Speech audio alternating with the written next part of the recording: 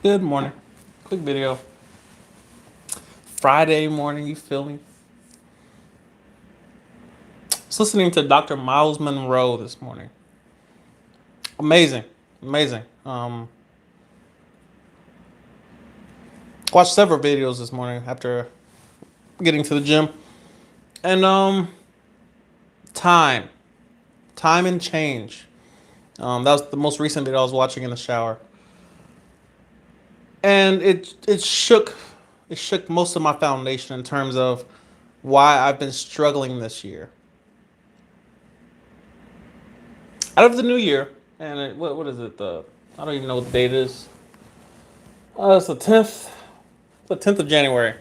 Out of the 10 days that we've had in January so far, I've had two efficient days. Two.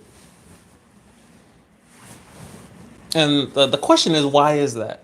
Two efficient days out of 10, today and yesterday, were the most efficient days of my 2020. And that's a problem. That's horrible efficiency ratings and percentages. Um, what's the one thing I changed today and yesterday? I put an app blocker on my phone between the hours of 10 p.m. and 7 a.m.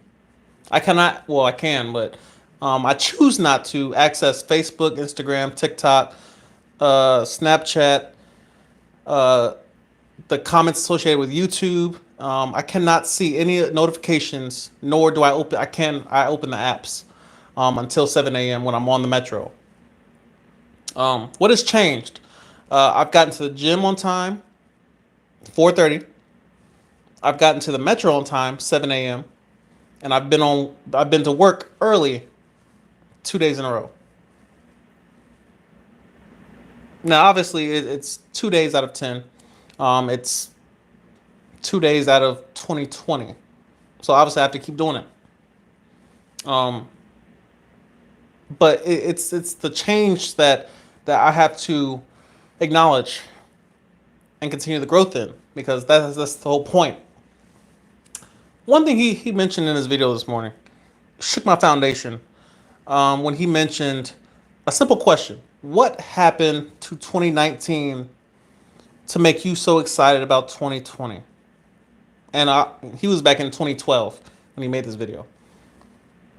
He said, "Why are you so excited about 2020? What did you accomplish in 2019? Why are we so excited to go into a new year? What do we have to show for the previous year? If we take a true pulse, a true analysis of our 2019, what did we accomplish that would encourage us to think that 2020 will be any different?" We do this every year, including myself. I have a whiteboard right behind this camera of things that I said I will accomplish before 2020. And about three of them carried over. And about those three things were there in 2018. And two of those things were there in 2017 and 2016. It was a very good question. What would make you think that your 2020 will be any different than your 2019? Preaching to the choir. Preaching to the choir this entire video, so don't think that I'm preaching at you or talking down to you. This is to myself. Again, this channel is based on documenting. I'm documenting my life. So my grandchildren watched this video one day and say, that's what he thought. So, yeah. I have a couple notes over here if you can see me looking. Yeah, what did we accomplish in 2019 to encourage us to think that 2020 will be any different? It's a question. The only constants in this world are time and change. That's all we've been given, at least a foreknowledge of, is time, which we are in time. We're aware of time. We're able to measure time, um, obviously relative to our position in the ecosystem, in the solar system. That's how we measure time, the rotation of the Earth, 24 hours. What are you doing with your 24 hours? The whole reason I set the app up is because my mornings usually consists of me waking up, reaching for my caffeine, opening my apps, and consuming. Well, time tends to fly by when I'm engaged in that activity. I forget that I have somewhere to be until it's too late, until I'm rushing, until I'm trying to hurry up and get somewhere. And then all of a sudden I realize, all right, now I have to cut this out of my day. I have to cut this out. I have to omit this. I'll make a video tomorrow. I don't have time for this because I did not plan. Planning is the only way to regulate time. Planning is the only way to make predictable changes in your life. Change is going to happen. I always speak to how you should be creating change rather than reacting to it. It's guaranteed. It's going to happen. So it's best that you create it. One of my best friends from high school sent me a Christmas present. I picked it up yesterday. And he knows me, of course. He sent me two about 4 pound jars of jelly beans. Now, if anyone knows me, especially if you're watching, if you know me, you know that it's in my nature, it's in my instincts to attempt to consume all of them, all of them, 8 pounds of jelly beans. Well, I woke up this morning, I put them all in the trash, and I love my boy. I'll probably go see him either next weekend or probably March or whatever. That's my boy. But I can't do it because I keep carrying over goals. This is not working. Anyway, you must plan. You must plan. Starting with the time you go to sleep the night before. Your goals tell you what time you should be going to sleep. My goals tell me that I need to get up at 2:30 a.m. every single morning, well, 6 days a week, in order to be productive at the end of my day. Because if I don't plan my mornings, the end of my day is going to chaos because I don't enjoy my job. I don't enjoy my job. So when I leave work after 8 hours of doing something I don't enjoy, I'm tired, I'm mentally drained. And so one thing I do not have currency in is discipline at the end of my day. So for me to get off work and try to make a video or try to go work out or read a book, consume a podcast, it's irresponsible for me to attempt to do so when I know the truth. It's not that I can't do that, but I know I'm not efficient in terms of, historically speaking, this has not been successful. So why would I attempt to try to do that? And I know my mornings are successful. I know my mornings are smooth. Anyway, let's see what else we got. If you aim at nothing, you will never miss. Speaks for itself. If you aim at nothing, you will never miss. One of my favorite quotes: I fear regret a lot more than I fear failure. You have to try at some point. One of the good things about time is that nothing is permanent. Think about your past failures. Let's just speak to 2019. Think about everything you failed at in 2019. It's not continuing, most likely. The headaches you had in 2019, the pains that you probably experienced, a lot of those things. Perfect example. I slammed my finger in the door the same day I was flying out to LA, the 22nd of December. Slammed my finger in the door. I could not feel it. Well, actually, I could feel it, but it changed the entire probably first 4 to 5 days of my vacation, including the packing process, because obviously we all wait till the last day to pack. Attempting to clean, attempting to move a suitcase from point A to point B, doing normal things, texting, playing piano. Everything changes when one finger's out of commission. But the good thing is that I don't currently have that same pain. Although I still have the scar, I don't have the pain. It's a good thing about time. Things change. Even pain changes. Hence why the risks need to be calculated, first of all. Calculated risks, but you need to take a risk. You need to do the thing. 2020 is my year of taking risks. Taking risks, trying things, more things, bigger things, things that have, higher win percent. Well, probably not win percentages, but higher, dividends, if you will.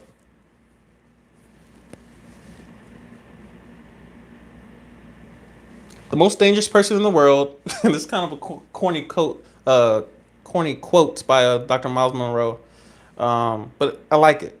I like it. So that's the disclaimer. This is not me saying this. The most dangerous person in the world is a person named Let's. Let apostrophe S. Let's. Speaking to a person who is spontaneous without thinking. Now, I like to think of myself as spontaneous in terms of uh, my ability to do whatever I want after a certain time in the day.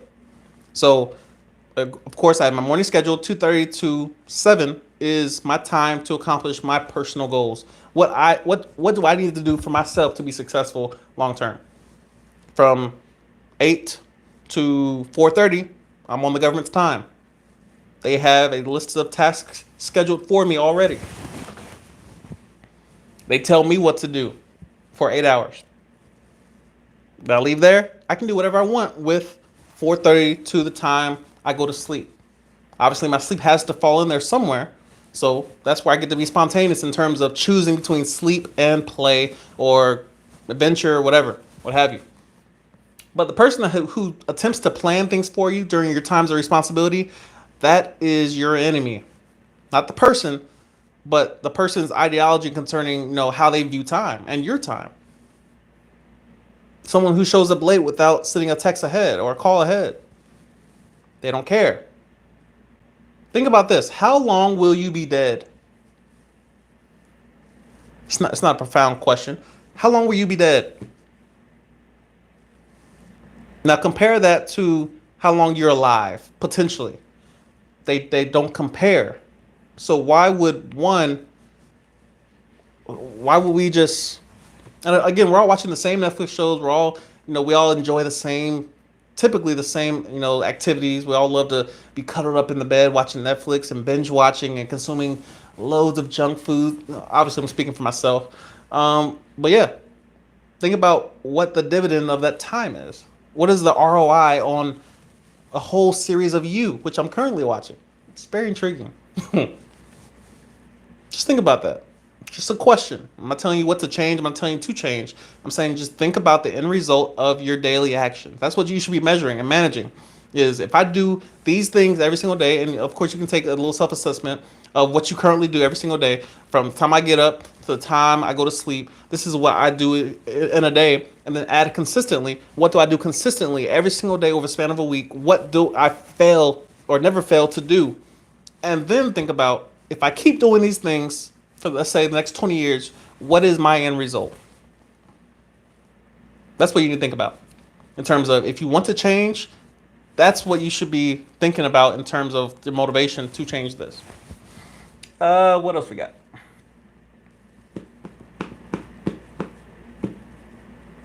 All plans must consist of a time measurement or a time restriction. You must plan, based on that end result. So if this is what I want, I need to schedule the time and protect that time. Meaning my morning schedule, most people are not up when I'm doing what I'm doing. Even if I'm deployed, the time I'm up, most people are not up. So if I work nights, before I go to sleep, I need to accomplish certain things. You get the point. This is probably one of my favorites. I wrote this down right before I started the video. Always spend money to create a good feeling or more time. Spend the money. Perfect example. I bought a new gym membership, and currently that puts me at 4 gyms I have available to me currently. Legally, not sneaking in, whatever. Like, if I walk straight in and scan my ID or walk in and whatever, I have 4 gyms available to me currently. Actually, it's like 5. Anyway, So I have LA Fitness. I use that for basketball on Sundays, and then I have a 24-hour fitness that I use Monday through Friday in the mornings at 4:30. It's $50 a month. It's expensive, but what does it get me? It gets me peace of mind because if I work out at the Pentagon, I have to shower with 1,000 people, and I have to get dressed with that. It's chaotic because everybody and their mama wants to work out in the morning too, which I'm not mad at them. But then I want to come home and shower in my own shower. Well, to do that, I need a 24-hour gym. I have one downstairs, but it's not a full gym. I'm trying to avoid tangents. I'm trying to make this a short video. Anyway, so I bought a gym membership. Well, obviously the past 2 days I've been working out there. It has made my mornings somewhat close, if not similar, if not the same, to when I was in the dorms, which is one of the most efficient times of my life in terms of having a morning schedule and sticking to it, and my results being, you know, joyous. I enjoyed the results I was getting from having a morning schedule and working out before I get to work and making my videos just like I'm doing, sitting down in a chair with my phone on the tripod versus, you know, making videos in the car and working out, at the Pentagon and showering with, countless people and trying to get dressed with a little sliver of the workbench in the locker room is too much. It's too much. Now I wake up, I can't access the apps that I usually would go to. So now I get straight out the bed, grab my coffee, I go straight to the gym, I come home, I shower, get dressed, make my video, and I get to, it's 6:36 right now. I get to the train station right at 7, put my headphones on, continue listening to Dr. Miles Monroe, read a book, whatever, relax, get to work about 10 minutes before, get my computer on, restart it if I need to, and just, it's smooth. Spend the money. The reasons why I go on vacation almost every 4-day weekend, that's my goal this year, is every 4-day weekend I need to be on a plane, I need to be traveling somewhere.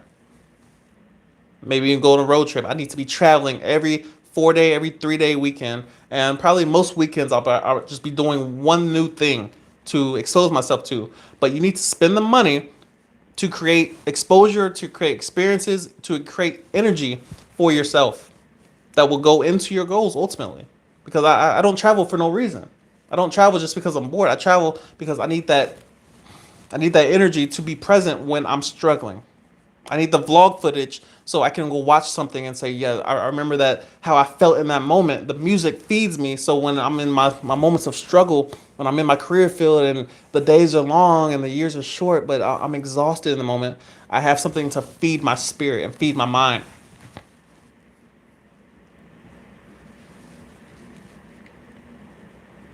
Always spend money to get more time back.